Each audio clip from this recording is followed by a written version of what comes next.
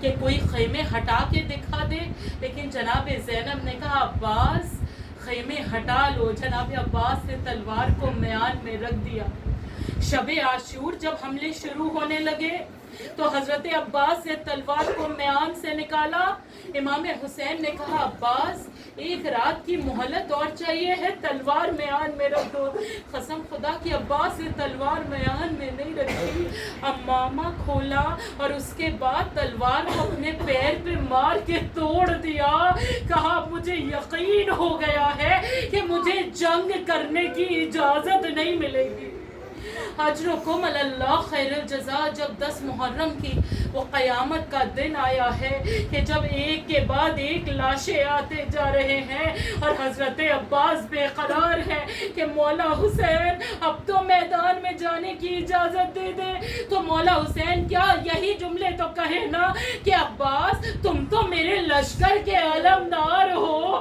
عباس نے دائیں جانب دیکھا، بائیں جانب دیکھا، کہا آقا حسین اب وہ لشکر ہی کہاں رہا جس کا میں علمدار تھا۔ اجرکم علی اللہ خیر الجزا۔ آپ کو کوئی غم نہ ہو سوائے غم امام حسین کے۔ امام حسین نے کہا عباس خیاموں میں سے بچوں کے آلتش کی آواز آ رہی ہے، پہلے جا کے پانی کی کچھ سبیل کرو۔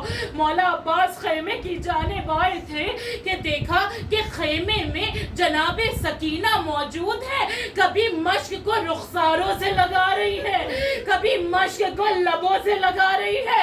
اللہ آپ کے بچوں کو سلامت رکھے، اللہ نہ کرے کہ والدین یہ منظر دیکھے۔ عباس تڑپ گئے، کہا سکینہ آخر یہ مشک کو کبھی رخساروں سے کبھی لبوں سے کیوں لگاتی ہے؟ کہا امو جان بہت پیاس لگی ہے، یہ سوچتی ہوں کہ شاید تھوڑی سی نمی مل جائے۔ اجرکم علی اللہ خیر الجزا۔ آپ کی آوازیں بلند ہے، بخل کر کے ان ایام میں نہیں رونا ہے۔ زہرا کا بھرا گھر اجڑ گیا۔ ہاں زاداران امام حضرت عباس نے اپنے علم کو نیچے کیا، محسوس کرتے جائیے گا، آپ کی حاجات آپ کو مانگنے کی ضرورت نہیں پڑے گی۔ حضرت عباس نے علم کو نیچے کیا، کہا سکینہ اپنی مشق کو میرے علم سے باندھ دو۔ نہ جانے کتنی امیدوں سے 4 سال کی بچی نے مشق کو علم میں باندھا ہوگا۔ حضرت عباس نے ایک مرتبہ اپنی تلوار اٹھائی دوسری اور مشق سکینہ علم میں لے کے اب جو جنگ کے لیے چلے ہیں تو مولا حسین نے کہا عباس کہاں جا رہے ہو؟ کہا آقا پانی کی سبیل کرنے جا رہا ہوں۔ کہا عباس تو پھر یہ تلوار کیوں ہے ہاتھ میں؟ کہا آقا حملے کے لیے۔ حسین نے کہا عباس جتنے حملے کرنا ہے کر لینا، لیکن اتنا یاد رہے کہ تمہاری شہادت کے بعد ہر حملے کا بدلہ زینب دے گی۔ اجرکم علی اللہ خیر الجزا۔ عباس نے خوج اتارا پھینک دیا، کمر سے پٹکا کھول کے پھینک دیا، ذرا اتار دی، ارے میں کچھ عرض کر رہی ہوں، اپنی تلوار پھینک دی، ایک ٹوٹا ہوا نیزہ ہاتھ میں لیا۔ ادھر عباس گھوڑے پہ سوار ہوئے، ادھر سکینہ اپنے بابا حسین کی آغوش میں آئی۔ حسین نے کہا سکینہ عباس کو کیوں پانی لانے بھیجا ہے؟ کہا بابا میرا علی اصغر بہت پیاسا ہے۔ مولا نے کہا سکینہ اپنے 4 سال کے بھائی کی، اپنے 6 ماہ کے بھائی کی محبت میں میرے 34 سال کا قربان، اب جو تماچے لگیں گے تو چچا بہت یاد آئے گا۔ حاضر داران امام مکمل شہادت نہیں پڑھنا ہے، بس کچھ جملے آپ کے سامنے عرض کرتی چلوں کہ جب مولا عباس نے مشق سکینہ میں پانی بھر لیا نا اور واپس آ رہے ہیں، داہنا بازو قلم ہوا، بایاں بازو قلم ہوا، بچوں کو میدان نظر تو نہیں آتا تھا، ان کو صرف علم نظر آ رہا تھا۔ یہ جو خیمے کے باہر ہاتھوں میں سوکھے کوزے لیے کھڑے تھے، ہاتھوں سے کوزے گر گئے۔ سکینہ نے کہا بچوں میں دعا کرتی ہوں، تم آمین کہنا، پانی نہیں چاہیے، میرے امو واپس آ جائے۔ آزاداران ماں، ادھر سے آواز آئی، آقا غلام کا آخری سلام۔ حسین نے کمر کو پکڑ لیا۔ میدان کربلا میں حسین جھکتے جاتے ہیں، اپنی ابا میں کچھ ڈھاتے جاتے ہیں۔ آپ کو کیا لگتا ہے عباس کے مرنے سے حسین کی کمر کیوں ٹوٹ گئی؟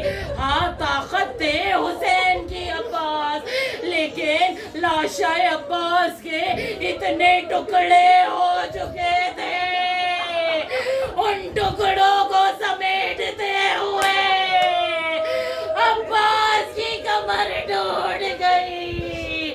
لاشیں عباس پہ آ کے کہا عباس بھائی کی کمر ٹوٹ گئی ہے۔ ہاں زادارو، یہ جملے مولا علی نے بھی کہے تھے تب جب جناب زہرا کی شہادت کی خبر ملی تھی۔ مسجد میں مولا علی تھے، جب پتہ چلا جناب زہرا کی شہادت ہو گئی ہے، علی جیسا شیر منہ کے بھل زمین پہ گر گیا۔ ادھر حسین کی کمر ٹوٹ گئی۔ ایک مرتبہ مولا عباس نے کہا آقا جب اس دنیا میں آیا تھا تو آپ کے چہرے کی زیارت کی تھی، اگر ہاتھ سلامت ہوتے تو آپ کو ہرگز زحمت نہ دیتا۔ میری ایک آنکھ میں تیر ہے، ایک میں خون جمع ہے، آقا میری ایک آنکھ سے خون صاف کر دے۔ ادھر خون صاف ہوا، بھائی نے بھائی کو دیکھا، روح پرواز کر گئی۔ اور جناب عباس نے وصیت یہ جو کی تھی نا کہ مولا میرے لاشے کو خیمے میں نہ لے جائیے گا، ایک وجہ ہم سب جانتے ہیں کہ پانی نہیں پہنچا سکے تھے تو حضرت عباس کو شرمندگی تھی سکینہ سے، لیکن دو وجوہات اور ہیں۔ مومنوں کا دل بہت نرم ہوتا ہے، اگر آپ محسوس کر سکے اس بات کو۔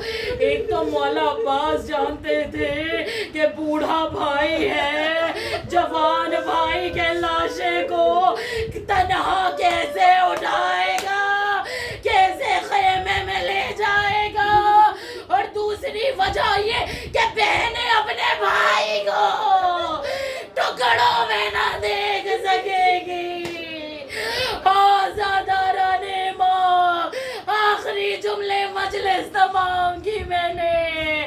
جنت البقیع میں جناب ام البنین اپنے بیٹوں کی قبروں کو بناتی تھی، 4 بیٹوں کی قبر بناتی تھی، ان پہ مرثیہ کرتی تھی، اور پھر عباس سے کہتی تھی عباس مجھے یقین نہیں آتا کہ تم شہید ہو گئے ہو، مجھے یقین نہیں آتا تمہارے بازو کاٹ دیے گئے ہیں، مجھے یقین نہیں آتا کہ تمہارے سر پہ گرز لگا ہے، لیکن ہاں جب یہ سنتی ہوں کہ سکینہ کو تماچے لگے ہیں، جب یہ سنتی ہوں زینب کی رضا، جب یہ سنتی ہوں آقا حسین شہید ہوئے، یہ مرثیہ پڑھ کے جناب ام البنین 4 بیٹوں کی قبروں کا مٹا دیتی تھی، اور کہتی تھی اے میرے بیٹو میں تم پہ گریہ نہیں کروں گی، صرف یا حسین، صرف یا